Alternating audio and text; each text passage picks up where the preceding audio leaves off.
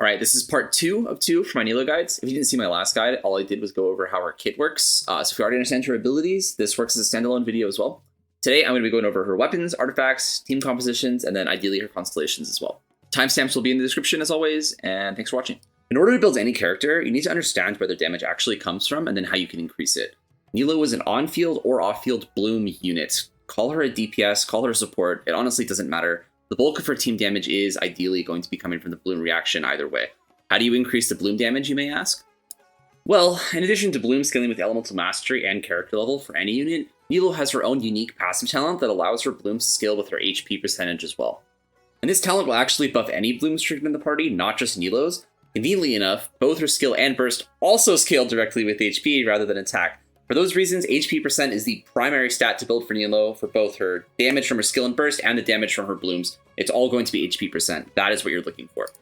And of course, with any reaction-focused DPS, you want to take them to 90 as soon as you can. Your talent priority should be to level her burst and skill roughly equally, while ignoring her auto attack, as her Hydro-infused attacks actually use her skill multiplier instead of her auto attack multiplier.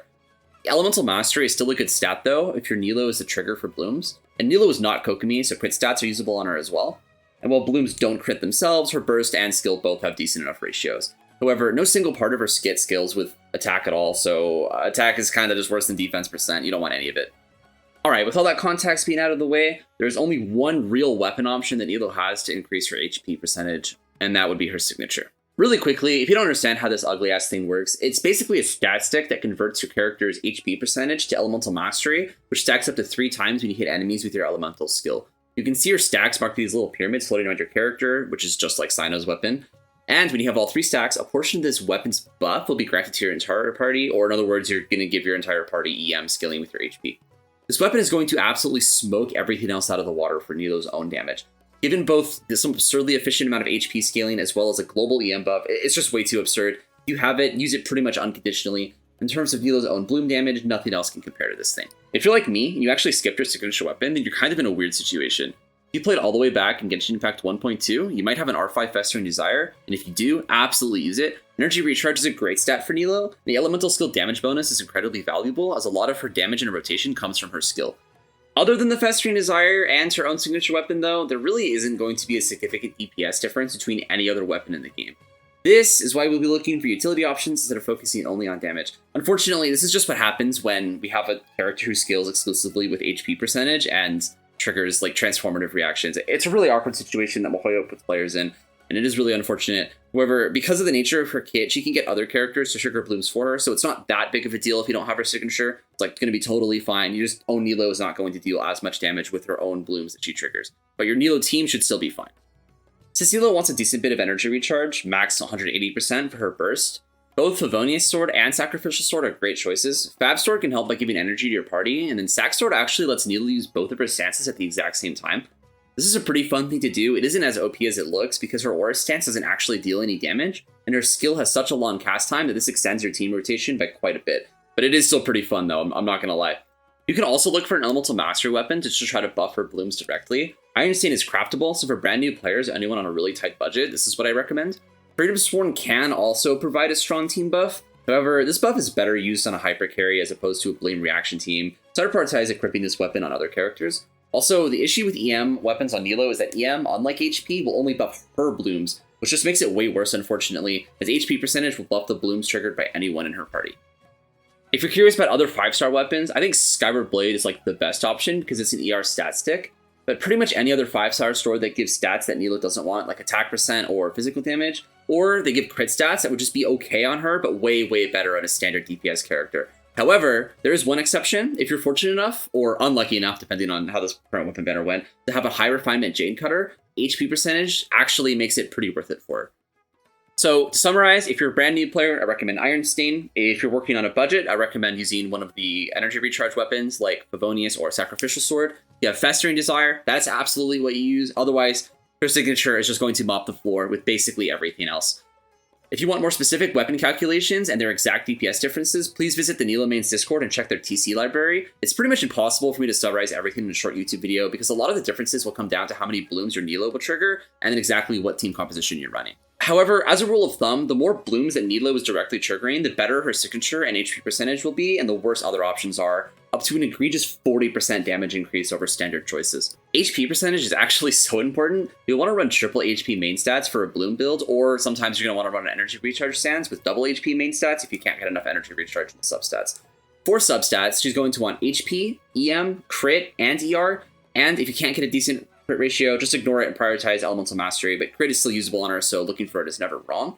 Again, you're shooting for around 180 ER if you care about bursting off cooldown. For artifact sets, Nilou will want, you guessed it, 2-piece Tenacity for the HP percentage, and then the other 2-piece set should be one of the 2 plus ADM sets, or you can run Heart of Depth, which is totally fine. You can pair with that as well. Tenacity isn't actually in Strongbox though, so if you really want to save resin, go ahead and just run the 2 plus 80 EM sets, and then look for more HP in substats if you do.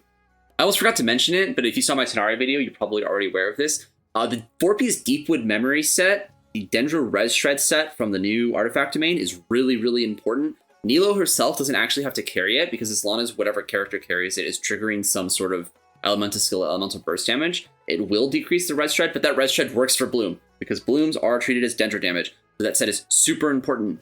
Equip it on somebody. If you have nobody else that can equip it, you can put it on Nilou with the right main stats and substats, but in my opinion, it should just go on one of your supports. Alright, and that's a great transition into the team composition section. Nilou sort of doesn't have a crazy ton of team choices right now. She's actually locked into 2 Hydro, 2 Dendro, as I'm sure everybody's seen because people have been screaming about it on Twitter. Generally, you want both elemental resonances, Hydro and Dendro, so having the 2-2 is really important. Also, if you run too many other Hydro characters, it'll make it a lot harder for Nilou to be the trigger for her Blooms. And then I have a quick side tangent. I usually insert my opinion to these guides, so I'll cover this more in my gameplay analysis video whenever the fuck I can make that. But I don't think that her team lock is that big of a deal. The big thing that sucks and makes it appear more problematic than it actually is that we just don't have a Dendro healer, which consequently locks the Hydro slot into exactly Kokomi or Barbara. When we get any reasonable Dendro healer, Nilou's kit is future-proofed enough already, so she'll probably be able to work with them. However, this is a big maybe. We might not even get a Dendro healer, so definitely don't count on it happening for a long time. Alright, sorry, side tangent over. I'll save the rest of this discussion for my gameplay analysis.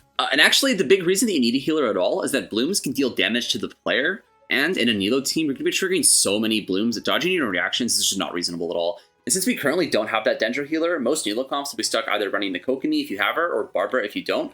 Kokomi is better though, as she has a lot more damage, a bigger heal, more AoB, less field time, and she doesn't Hydro your own character off cooldown. However, characters like Child, Ayato, Yulan, and Shinsho are very powerful, so hopefully in the future we can play them in the team as well and make the team a lot stronger. And then all 4 of the Dendro characters in the game are decent options to round out the team. DMC has the most consistent and cheap off-field Dendro with a burst lasting about 12 seconds, and then Kole is actually a really good choice too, as her burst can trigger a lot of Blooms if you can keep enemies within its range for the entire duration. Personally, I just play Tenari. While he loses some of his personal charge attack damage, you can apply a ton of Dendro in a quick combo that can trigger a lot of Blooms. Of course, we have the Archon coming out soon too, but I don't want to cover leaks on this channel, and nor am I able to test her synergy with Nilou because I'm not in the beta. But I'd be astonished if it doesn't work really well with Nilou. I'll make sure to have a separate video covering both the Archon synergy with Tenari, Cyno, and Nilou when she comes out. Really quickly, I want to go over Nilou's Constellations. I forgot to include this in the original recording, so my mic sounds a little bit different, but it should be fine. C1 is not as good as it looks, actually, because this Luminous Illusion damage is only increased by 65%. The number looks big, but it's actually only buffing the wave on her every 3rd hit, so not every single normal attack is going to have the 65% damage buff. The Tranquil duration extended by 6 seconds is really nice for rotations. It's a huge quality of life. And according to Calcs, they actually say this damage increase for this, if you're using her EE stance, is actually really solid. Please cite Nilou Mains if you want more information about that. C2 is Res Shred for Dendro and Hydro. This is actually really, really strong. I think we're noticing a trend where character C2s are like a huge power spike for them. Nilou is absolutely no exception. I would either C0, or if you're pulling Constellations, I would actually go for C2 and not try to stop at C1 unless you plan on pulling C2 on a rerun. As for the other Constellations, C3 and C5 are for her talent upgrades. Honestly, they're not that important for Bloom Nilou. However, if you're going all the way to C6, they will matter, but if you're playing Bloom, you know, it doesn't really care about the talent that much. C4 is just some energy refunded. Again, it's not good on its own, but it's okay if you're going all the way to C6, because the C6 gives you about 120 CV. Basically lets you convert your HP to crit, so you just get a lot of crit from it. It's not like an absurd amount of crit, but it is pretty strong. Nilou Mains Calx has this at dealing in about like a 200% damage increase for the character, which is pretty solid for a C6. It's like about average. Yeah, 120 CV is worth maybe 2 extra crowns on your character, or like circlets, right? Because this is about Sorry, if this was a crit circlet, it'd be about 60 CB. So you get 2 of those for free, basically. It's pretty good. Yeah. And that wraps up about everything you need to know to build Nilou. I want to give a thanks to Nilou Mains for letting my 100 view average channel use their resources. Check the description for more credit. And if you think I missed anything or you have any questions, let me know in the comments. Have a good one, you guys.